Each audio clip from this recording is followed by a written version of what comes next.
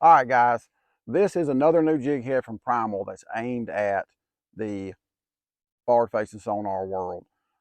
This is the Primal stroller roller jig head. And the reason I name it that is this jig head is awesome for mid-strolling or hover rigging, hover strolling.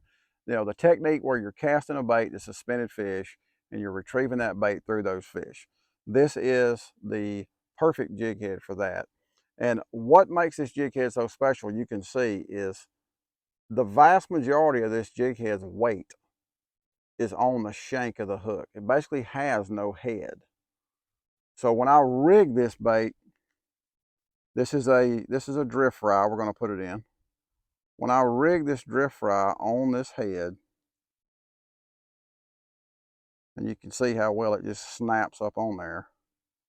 All right, now I have a very, very compact looking head. You don't have a big bulky head sticking off the bait, but because the weight is distributed in this head, it's not all up here, it keeps the bait balanced. So as I'm trying to keep that bait suspended, it's keeping the bait from wanting to sink nose down.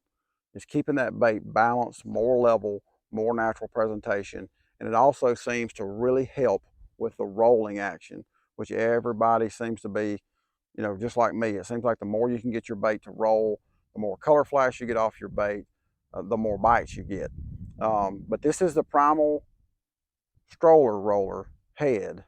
For those of y'all that are looking for the perfect head, I've been getting a lot of questions about this to a point where I've decided to start making some jig heads, create this Primal brand to solve some of these problems from a lot of y'all that are looking for what is the perfect jig head for all these different new scoping baits. This is it. This is the Primal stroller roller, and it will let your bait roll better than any jig head that's on the market, and it also gives your bait a supernatural look because you don't have this big bulky huge piece of lead sticking off the nose of the bait.